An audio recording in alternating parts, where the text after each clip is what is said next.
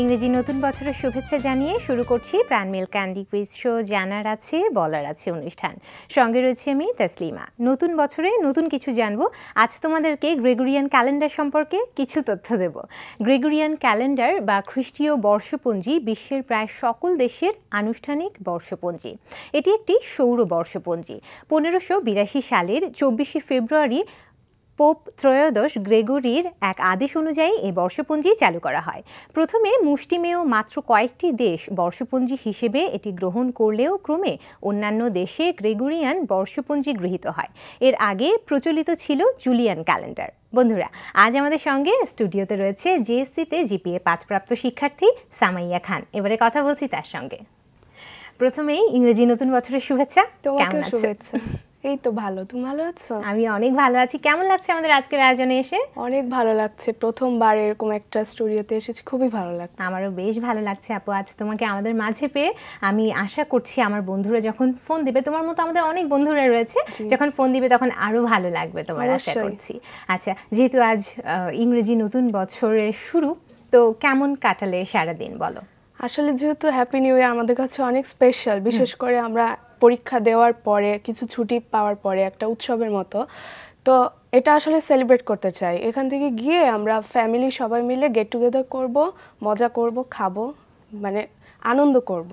আচ্ছা, খুব ভালো। আর যেখানে এত ভালো ফলাফল করলে, আচ্ছা পরিবারের কথা একটু জানতে চাইছি প্রথমেই, যে পরিবার কেমন আসলে তোমাকে উৎসাহ দিয়েছে এই যে ফলাফলটা প্রকাশ পাওয়ার পর যখন জানলে যে তুমি জেএসসিতে এত ভালো ফলাফল করেছো, তোমার কেমন লেগেছিল ওই সময়টাতে, বা পরিবারের কি মতামত? আসলে 8টা মাস অনেক পরিশ্রম করতে হয়, কারণ প্রথমবার এরকম একটা উন্নত পাবলিক পরীক্ষা, তো মানে একটা টেনশনও কাজ করে। সেক্ষেত্রে অনেক পড়াশোনা করার পর, অনেক পরিশ্রম করার পর যখন এরকম একটা রেজাল্ট পাই, অনেক ভালো লাগে। আসলে একটা তৃপ্তি কাজ করে, খুব ভালো লাগে আসলে। এবং এই এত ভালো ফলাফলের জন্য অবদান কার সবচেয়ে বেশি, তোমার কি মনে হয়? আসলে অবদান আমার বাবা মা এবং আমার গুরুজনদের, আমার টিচারদের, সবাই সমান, কারণ তারা একসাথে সবাই মিলে আমাকে সমানভাবে সাপোর্ট দিয়েছে, যার কারণে আমি এত ভালো ফলাফল করতে পেরেছি। স্কুলে টিচাররা, আমার বাবা মা সবসময় সব দিক দিয়েই হেল্প করেছে, এবং মানে আমার যে কোনো কাজ, পড়ার হোক আর যে কোনোই হোক না কেন, মানে হেল্প করেছে, সাহায্য করেছে, যাতে সহজভাবে আমি সেটা করতে পারি। এভাবেই সহজেই সাফল্য পেয়েছি আসলে। এবং স্কুলের কথা, যে শিক্ষকদের কথা যখন বললে, একটু জানতে চাইবো যে স্কুলে পড়ার রুটিনটা তোমাদের কেমন ছিল, একটু শুনি। আচ্ছা, আমাদের এই পাবলিক পরীক্ষা যেগুলো 5, 8 আর 10, মানে এক্সট্রা কেয়ার নেওয়া হয়, এজন্য অনেক পদক্ষেপ নেওয়া হয়। তো স্কুলে আসলে আমাদের নর্মালি হাফ ইয়ারলি আর ফাইনাল 2টা টার্ম হয়। তো হাফ ইয়ারলির আগে 2টা সিটি হয়, কিন্তু যেহেতু আমরা 8 একটু এক্সট্রা কেয়ার নিতেই হবে, সেজন্য আমাদের 2টা সিটির পরে আবার একটা মডেল টেস্ট নেওয়া হয় হাফ ইয়ারলির সিলেবাসের উপর। তো এই মডেল টেস্ট দেওয়ার ফলে কি হয় যে হাফ ইয়ারলির সিলেবাসটা আমরা অনেক ভালোভাবে বুঝতে পারি, সহজে পরীক্ষা দেওয়ার পরে নিজেদের ভুলগুলো বুঝতে পারি, সমস্যার সমাধান হয়ে যায় টিচারদের সাথে আলাপ আলোচনা করে। তো এর ফলে কি হয় যে হাফ ইয়ারলিতে মানে পরীক্ষাটা অনেক ভালো হয়, আমাদের সব সমস্যার সমাধান হয়ে যাওয়ার ফলে সবকিছু সহজ মনে হয়। হ্যাঁ, এবং যখন কোনো সাবজেক্ট সম্পর্কে না বুঝতে পারো, এই যে বললে যে এক্সট্রা ক্লাসও তোমরা করছো, যেটা বলছিলে, তো যখন কোনো বিষয় মনে করো বুঝতে পারছোই না, তখন ওই সময়গুলো কিভাবে ম্যানেজ করো আসলে? আসলে ওই সময়গুলো কি হয়, আমাদের একটা টপিক একবার পড়ে ছেড়ে দেওয়া হয় না, পড়ানোর পর পরীক্ষা নেওয়া হয়, পরীক্ষা নেওয়ার পর দেখা হয় কে কেমন করছে। অনেক দুর্বলরাও তো থাকে, তাদেরকে এক্সট্রা কেয়ার নেওয়ার জন্য এভাবে দেখা হয়। অনেকে ক্লাসে অমনোযোগীও থাকে, তো এগুলো সব মানে সবকিছু ভালোভাবে দেখার জন্য অনেকগুলো পরীক্ষা নেওয়া হয়, মডেল টেস্ট নেওয়া হয়, সিটি নেওয়া হয়। এগুলো নেওয়ার ফলে যখন আমরা আমাদের নাম্বারটা দেখেন টিচাররা, তখন তো বুঝতে পারেন কার কি অবস্থা। তো এটা দেখার পরে তারা মানে দুর্বলদেরকে এক্সট্রা কেয়ার নেয়। তো আমাদের পড়ার সময় যদি কোনো সমস্যা থাকে, আমরা সেটা টিচারদের নির্দ্বিধায় জিজ্ঞেস করতে পারি, এবং একবারও নিয়ে আমরা আরো কথা বলবো। ঠিক আছে, যাদের জন্য আমাদের এই আয়োজন বলছিলাম যে আমাদের বন্ধুরা একজন ফোন দিয়েছে, ফোনটা নিয়ে আমরা কথাই ফিরছি। ঠিক আছে। হ্যালো, আসসালামু আলাইকুম আপু। ওয়ালাইকুম আসসালাম, কেমন আছো? ভালো। নামটা একটু শুনি, কোন ক্লাসে পড়ছো, কোন স্কুল বলো? Class 6 A William stars school. আচ্ছা, নাম? মাহি। আচ্ছা, বলো কোন বিভাগ থেকে প্রশ্ন নিয়ে কুইজে অংশগ্রহণ করতে চাও? বলো। খেলার মাঠ। খেলার মাঠ। আচ্ছা, আজকে তো ইংরেজি নতুন বছরের শুরু, তাই না? তো কেমন কাটলো সারাদিন? ভালো। ভালো, ঠিক আছে, প্রশ্নে যাচ্ছি। প্রথম প্রশ্ন, টেস্ট ক্রিকেটে এখন পর্যন্ত সর্বোচ্চ সেঞ্চুরি সচিন টেন্ডুলকারের, বলতে হবে দ্বিতীয় সর্বোচ্চ সেঞ্চুরি কার? ক কুমার সাঙ্গাকারা, খ জ্যাক ক্যালিস, গ রিকি পন্টিং। বলো। গ রিকি পন্টিং। নিলাম একটু চিন্তা ভাবনা করে উত্তরটা দিতে, দুঃখিত উত্তরটি তো সঠিক হলো না। সঠিক উত্তরটা জেনে রাখো, খ জ্যাক ক্যালিস। ঠিক আছে, 45টা জানা হলো। পড়াশোনা নিয়ে অনেক কথা হচ্ছিল, তোমার স্কুলের পড়াশোনার রুটিন নিয়ে কথা বলছিলাম, তোমার বাসায় পড়াশোনার রুটিনটাও আমরা জানবো, রুটিন সম্পর্কে। তার আগে একটু জানবো যে পড়াশোনার পাশাপাশি গান, অভিনয় বা অন্য কিছু করা হচ্ছে কিনা বা করে থাকো কিনা তুমি? গানটা আগে বেশি করা হতো, এখন পড়াশোনার চাপটা যেহেতু একটু বাড়ছে, ক্লাস উপরে উঠছি, এ কারণে গানটা কমে গেছে। আর ছবি আঁকা আমি পছন্দ করি, ছবি আঁকি অনেক, আর গল্পের বই পড়া হয়। বাহ, খুব ভালো। আচ্ছা, গল্পের বই কার কার বই পড়ো সেগুলো আমরা জানবো পরে। আগে একটু শুনে নিয়ে, যে গানের কথা বলছিলে, কোন ধরনের গান গাইতে বেশি ভালো লাগে? আমার সাধারণত দেশাত্মবোধক গান আর নজরুল সঙ্গীতটা বেশি পছন্দ। আচ্ছা, এখন তো আমার তাহলে একটা গান শুনতে ইচ্ছে করছে, কোন ধরনের গান শোনাবে বলো? এখন দেশাত্মবোধক একটা গান শোনাবো। আচ্ছা, ঠিক আছে, শুনি আমরা গানটি। সূর্যোদয়ে তুমি, সূর্যাস্তেও তুমি, ও আমার বাংলাদেশ, প্রিয় জন্মভূমি, ও আমার বাংলাদেশ, প্রিয় জন্মভূমি। জলশিরি নদীর তীরে তোর খুশি কাকন যেন বাজে, ও কাশবনে ফুলে ফুলে তোর মধুর বাসর বুঝি সাজে, তোর একতারা হাই করে বাউল আমায় সুরে সুরে। সূর্যোদয়ে তুমি, সূর্যাস্তেও তুমি, ও আমার বাংলাদেশ, প্রিয় জন্মভূমি, ও আমার বাংলাদেশ, প্রিয় জন্মভূমি। পদ্ম চাকা দিঘি জলে তোর সোনা স্বপন খেয়া ভাসে, ও আঁকা বাঁকা মিঠো পথে তোর রাখালি দয়খানি হাসে, তোর এই আঙিনায় ধরে রাখিস আমায় চিরতরে। সূর্যোদয়ে তুমি, সূর্যাস্তেও তুমি, ও আমার বাংলাদেশ, প্রিয় জন্মভূমি, ও আমার বাংলাদেশ, প্রিয় জন্মভূমি। বাহ, খুব ভালো লাগলো, ধন্যবাদ এত সুন্দর একটা গান শোনাবার জন্য। আমরা আরো কথা বলবো, একজন বন্ধু অপেক্ষা করছে, ফোনটা নিয়ে আমরা কথায় ঠিক আছি। হ্যালো। হ্যালো, কে বলছো? আমার নাম হাসিবুল হাসান। কোন ক্লাসে পড়ছো, কোন স্কুল বলো? ক্লাস 8 শহীদ স্মৃতি উচ্চ বিদ্যালয়। আচ্ছা, এবার বলো কোন বিভাগটি তোমার পছন্দ? বলো। খেলার মাঠ। খেলার মাঠ, ঠিক আছে, তোমাকে প্রশ্ন করার মাধ্যমে খেলার মাঠ বিভাগটি আজকের মতো শেষ হয়ে যাচ্ছে। প্রথম প্রশ্ন, টেস্ট ক্রিকেটে দ্রুততম 50 করেছেন? ক শহীদ আফ্রিদি, খ এবি ডিভিলিয়ার্স, গ মিসবাউল হক। সময় চলে যাচ্ছে। AB de Villiers. নিলাম, আন্তরিকভাবে দুঃখিত, উত্তরটি তো সঠিক হলো না। সঠিক উত্তরটা জেনে রাখো, গ মিসবাউল হক। ঠিক আছে, 21 বলে জানা হলো। আর একজন বন্ধু আমাদের সঙ্গে রয়েছে। হ্যালো। হ্যালো। হ্যালো, আসসালামু আলাইকুম। ওয়ালাইকুম আসসালাম, কে বলছো? আচ্ছা, কোন ক্লাসে পড়ছো, কোন স্কুলে? Class 10 school? ক্লাস 10। আচ্ছা বলো, কোন বিভাগ থেকে প্রশ্ন করব বলো। আমাদের কিন্তু নতুন একটা বিভাগ যুক্ত হয়েছে, মুক্তিযুদ্ধের গল্প এই বিভাগটির পরিবর্তে এভরিডে ইংলিশ, ঠিক আছে? জানা অজানা। আচ্ছা, জানা অজানা। হ্যাঁ। আচ্ছা বলো, পড়াশোনা কেমন চলছে? খুব ভালো। খুব ভালো। বড় হয়ে কি হতে চাও? ডাক্তার।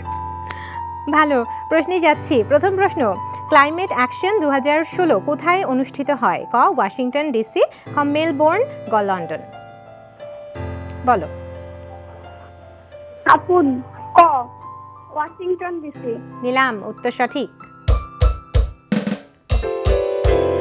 500 টাকা সমমূল্যের বই রইল তোমার জন্য। যাচ্ছি পরের প্রশ্নে। ইসলামী সহযোগিতা সংস্থা এর বর্তমান মহাসচিব কে? ক আলী ইবনে ইব্রাহিম, খ হাসান নাসরুল্লাহ, গ ডক্টর ইউসুফ বিন আল ওথাইমিন। বলো। আপু খ হাসান নাসরুল্লাহ। নিলাম, তুমি বলেছো খ হাসান নাসারুল্লাহ। আন্তরিকভাবে দুঃখিত, উত্তরটি সঠিক হলো না। সঠিক উত্তরটা জেনে রাখো, গ ডক্টর ইউসুফ বিন আল উথাইমিন। 17 নভেম্বর 2016 তাকে নির্বাচিত করা হয়। ঠিক আছে, জানা হলো। আচ্ছা আপু, তোমার কাছে ফিরে আসি। আচ্ছা, এতক্ষণ আমরা বলছিলাম যে গান, খুব সুন্দর একটা গান শুনলাম এবং বলছিলাম যে গান নিয়ে আমরা কথা বলবো এবং তুমি যে ছবি আঁকো সেটা নিয়ে আমরা কথা বলবো। গান তো আমরা একটা শুনলাম, এবার একটু ছবি আঁকার দিকে আসি, যে কোন ধরনের ছবি আঁকতে বেশি ভালো লাগে? আসলে আমার সব রকমের ছবি আঁকতে ভালো লাগে, কিন্তু প্রাকৃতিক দৃশ্য আঁকতে বেশি ভালো লাগে। আচ্ছা, মানে ছবি আঁকাটা কি, মানে সব সময় একটা ভালো লাগা থাকে। মানে স্কুলে যেহেতু শেখানো হয়, এর জন্য কিছু টিপসও জানা যায়। তো আমি ছুটির দিনগুলোতে বেশি ছবি আঁকি, আর তাছাড়া ওয়ার্কিং ডেগুলোতে মানে সময় পেলে একটু অবসর থাকলে গল্পের বই পড়ি, আর না হলে ছবি আঁকি। আচ্ছা, তো গান, ছবি আঁকা এবং বলছিলে বই পড়ো, হ্যাঁ, তো তিনটার ভেতরে কোনটা বেশি ভালো লাগে করতে? সবচেয়ে বেশি বই পড়তে ভালো লাগে। সবচেয়ে বেশি বই পড়তে ভালো লাগে, ঠিক আছে। কোন কোন লেখকদের বই পড়া হয়ে থাকে? আমার হুমায়ুন আহমেদ আর জাফর ইকবালের বই বেশি ভালো লাগে। আচ্ছা, তো বড় হয়ে কি হতে চাও বা কোনটাকে আসলে ধরে রাখতে চাও? আসলে আমার মা চায় আমি ডাক্তার হই। আমারও মানে কিছুটা ইচ্ছা করে, কিন্তু সবচেয়ে বেশি ইচ্ছা করে শেফ হতে। শেফ হতে? বা খুব আনকমন একটা ইচ্ছা। আচ্ছা, একটা ব্যাপার আমার খুব জানতে ইচ্ছে করছে, যে এই যে তোমাদের স্কুলের পড়াশোনার পাশাপাশি তোমাদের মানসিক বিকাশের জন্য মানে সাংস্কৃতিক কর্মকাণ্ড নিশ্চয়ই হয়ে থাকে তোমাদের স্কুলে, সেগুলোতে কি অংশগ্রহণ করা হয়ে থাকে বা সেগুলো আসলে কতটা দরকার, কি মনে হয় তোমার? আচ্ছা, আমাদের স্কুলে আসলে মানে সাংস্কৃতিক দিকটাকে অনেক গুরুত্বপূর্ণ হিসেবে ধরা হয়। মানে অনেক সাংস্কৃতিক গান, নাচ, আবৃত্তি, মানে সবকিছু একসাথে করা হয়। তো সাধারণত জানুয়ারিতে যেহেতু পড়াশোনার চাপটা একটু কম থাকে, এই সময় আমাদের সাংস্কৃতিক কার্যক্রমটা বেশি চলে। আর যে কোনো দিবসে, যেমন বিজয় দিবস, স্বাধীনতা দিবস, এগুলো উপলক্ষে আরও বেশি অনুষ্ঠান হয়। তো এই সাংস্কৃতিক কর্মকাণ্ডের মাধ্যমে কি হয়, অনেকের প্রতিভাগুলো বিকাশ হয়। অবশ্যই, মানে তারা আরো আগ্রহী হয় এগুলো করতে। আর আমাদের এগুলো করার আগে অনেক টিপস দেওয়া হয়, কিছু শেখানো হয়। মানে এসবের মাধ্যমে কি হয়, মানে কি বলবো, অনেক ভালো লাগে তাদের। এখন আমরা খেলবো ছবির গ্যালারি বিভাগ নিয়ে। দেখছি ফোন লাইনে কোন বন্ধু রয়েছে। Hello hello. আচ্ছা, প্রথম লাইনটি কেটে গেছে, পরবর্তীতে কে রয়েছে পরবর্তী লাইনে? একটু শুনি। হ্যালো হ্যালো, কে বলছো? আমি তাশরিক। আচ্ছা, কেমন আছো? ভালো। কোন ক্লাসে পড়ছো, কোন স্কুল? ক্লাস 8, যশোর জেলা স্কুল। আচ্ছা, এখন আমরা খেলবো ছবির গ্যালারি বিভাগ নিয়ে। তুমি ছবিটা দেখো, আমি প্রশ্নটা বলে দিচ্ছি, ঠিক আছে? প্রথম প্রশ্ন, ইনি বাংলার ফরাইজি আন্দোলনের উদ্যোক্তা, তার নাম বলো। ক পীর মহসিন, খ তিতুমির, গ হাজী শরীয়তুল্লাহ। ছবিটা দেখো। জি, শরীয়তুল্লাহ। নিলাম, এটা কি জানা ছিল আগে থেকে? জি, উত্তর সঠিক। 500 টাকা সমমূল্যের বই রইল তোমার জন্য। যাচ্ছি পরের প্রশ্নে। ছবির এই ভাস্কর্যটির নাম বলো। ক ম্যান দ্য মিনার, খ ডট অন দ্য টাকার বক্স, গ বার্কি অ্যান্ড উইলস। বলো। Map the Minar, dot on the টাকার বক্স, বার্কি অ্যান্ড উইলস। বলো। গ বার্কি অ্যান্ড উইলস। নিলাম, আন্তরিকভাবে দুঃখিত, উত্তরটি তো সঠিক হলো না। সঠিক উত্তরটা জেনে রাখো, ম্যাপ দ্য মিনার এটি দক্ষিণ অস্ট্রেলিয়ায় অবস্থিত। ঠিক আছে, জানা হলো। আচ্ছা আপু, তোমার কাছে ফিরে আসি। আমরা সব কিছু শুনছি, তোমার এই যে পড়াশোনা নিয়ে কথা বলছি, গান সম্পর্কে শুনলাম এবং একটা গানও শুনে ফেলেছি, এবং ছবি আঁকার কথা শুনলাম, বই পড়ার কথা শুনলাম। একটা ব্যাপার কিন্তু আমাদের স্কিপ করে গেছি, সেটা হচ্ছে তুমি কিন্তু অনেক ভালো আবৃত্তিও করো। ঠিক আছে, তুমি তো আমাকে এমনি বিরতির সময় অন ইয়ারে না অফ ইয়ারে বলছিলে আমাকে যে তুমি খুব ভালো আবৃত্তি করতে পারো। তো কোন কোন কবির আবৃত্তি করে থাকো? সাধারণত কাজী নজরুল, রবীন্দ্রনাথ এনাদের বেশি হয়। আচ্ছা, তো বাসায় যখন একা একা বসে থাকো বা অবসরে, তোমার পছন্দের কারা, মানে কাদের কবিতা আবৃত্তি করতে বেশি ভালো লাগে? এই যে কাজী নজরুল, রবীন্দ্রনাথ এনাদের কবিতাগুলো না আমার অনেক ভালো লাগে। তো পড়তে পড়তে মনে হয় একটু আবৃত্তিও করি, করতে করতে ইচ্ছা আগ্রহটা হয়েছে। আচ্ছা, এখন তো আমারও খুব ইচ্ছে করছে একটা আবৃত্তি শুনতে, একটা আবৃত্তি। তাহলে একটা আবৃত্তি, ঠিক আছে। আমি নারী কবিতা আবৃত্তি করছি কাজী নজরুল ইসলাম। নারী, কাজী নজরুল ইসলাম। সাম্যের গান গাই, আমার চোখে পুরুষ রমণী কোনো ভেদাভেদ নাই। বিশ্বের যা কিছু মহান সৃষ্টি চিরকল্যাণকর, অর্ধেক তার করিয়াছে নারী, অর্ধেক তার নর।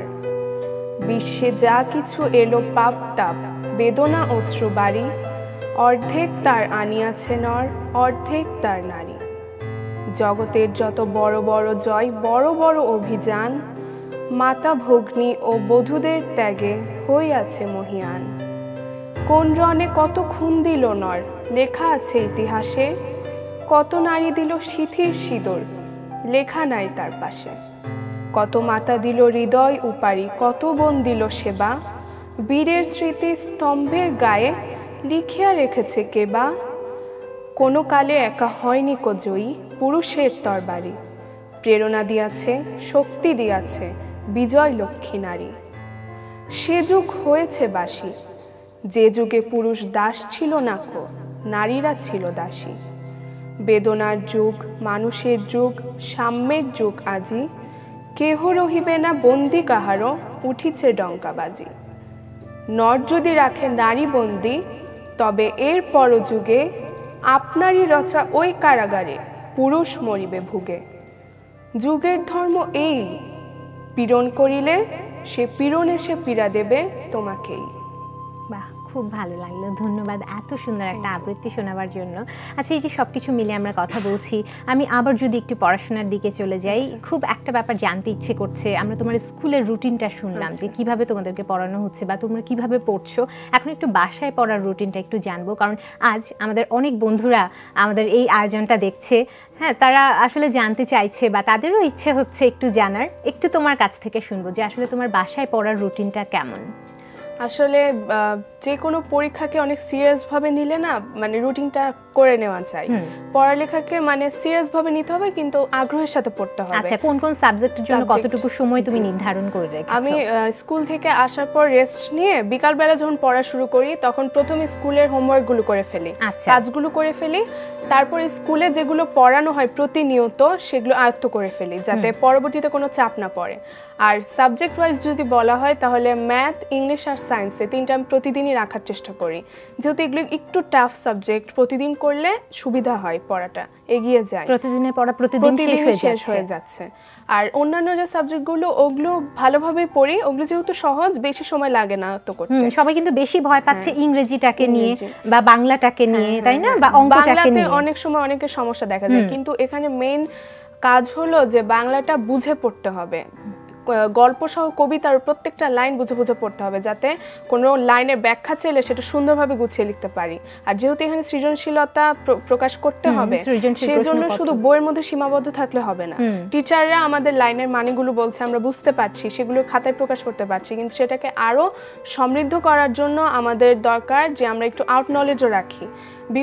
বিভিন্ন আলাদা বই দেখে আমরা পড়তে পারি, অনেক সুন্দর শব্দ চয়ন হতে পারে, আমাদের জ্ঞানের বিকাশ হতে পারে। এগুলো সব একসাথে খাতায় দিলে না, মানে সুন্দরভাবে। হ্যাঁ, এবং যেহেতু এই যে খাতাপত্র, মানে খাতার ব্যাপারটা যেহেতু চলে আসলো, একটা ব্যাপার আমার একটু জানতে ইচ্ছে করছে, পরীক্ষার আগের রাত্রের প্রস্তুতি বা পরীক্ষার আগের মুহূর্তগুলোর প্রস্তুতি বা পরীক্ষা হলে প্রবেশের পূর্বের প্রস্তুতি বা পরের প্রস্তুতি কেমন হওয়া উচিত, বা তুমি কিভাবে নিয়েছিলে তোমার প্রস্তুতি? আচ্ছা, মানে খুবই সিম্পল ভাবে নিতে হবে, কিন্তু মানে একদম পুরো অ্যাটেনশনটা থাকতে হবে যাতে কোনো প্রকার ভুল না হয়। পরীক্ষার আগে আসলে আমি বেশি পড়া হয় না, আর পড়া ঠিকও না, কারণ বেশি থাকে না আর প্রেশার হয়ে যায় তখন। এই জন্য বছরের প্রথম থেকে ভালোভাবে পড়ে আসতে হয় যাতে শেষ দিকে আরামে সুন্দরভাবে পরীক্ষাটা দেওয়া যায়। আর পরীক্ষার আগের রাতেও বেশি প্রেশার নেওয়া হয় না, জাস্ট একটু রিভাইজ দেওয়া হয়, তাড়াতাড়ি ঘুমিয়ে যায়, কারণ দেরি করে ঘুমালে সমস্যা হয়, এটা টিচাররা বলেন। পরীক্ষা হলে প্রবেশের পরের প্রস্তুতিটা কেমন থাকে যখন তোমার প্রশ্নপত্রটা হাতে আসে? ওই সময়টা কিভাবে আসলে সাজিয়ে নাও তোমার খাতাটাকে? প্রথমেই প্রশ্নটা পাওয়ার পর আগে পুরো প্রশ্নটা পড়ি যে সবকিছু ঠিকঠাক আছে কিনা, আমি লিখতে পারবো কিনা, যেগুলো আমি সবচেয়ে ভালো পারি ওগুলো আগে লিখি। তো আগে সাজিয়ে নিই যে আমি এটা এইভাবে লিখবো, এটা এইভাবে লিখবো, সাজিয়ে একটা মাইন্ড সেটআপ করে তারপর খাতায় উপস্থাপন করো। আপু, আজ তো কথা বলতে অনেক ভালো লাগছিল, খুব সুন্দর একটা বিকেল আজ আমরা কাটালাম। তোমার কেমন লাগলো? নিশ্চয়ই অনেক ভালো লেগেছে। এতগুলো কথা বললাম, খুবই ভালো লাগলো আপনার সাথে কথা বলে। তোমার সকল স্বপ্ন পূরণ হোক। তুমি আজ আমাদের কুইজ শোতে এসেছো, এইজন্য তোমাকে অনেক ধন্যবাদ। অনেক ভালো থাকবে তুমি, আশা করছি। ধন্যবাদ। বন্ধুরা, বিশ্বের যে কোনো প্রান্ত থেকে যে কোনো সময় এনটিভিতে সম্প্রচারিত সংবাদ ও অন্যান্য সকল অনুষ্ঠান উপভোগ করতে ভিজিট করো আমাদের পূর্ণাঙ্গ ওয়েব পোর্টাল www.ntvbd.com এ। বন্ধুরা, তোমাদের প্রতিটি মুহূর্ত হোক আনন্দময়, এই কামনায় আজ এখানেই বিদায় নিচ্ছি। ভালো থাকবে সবাই।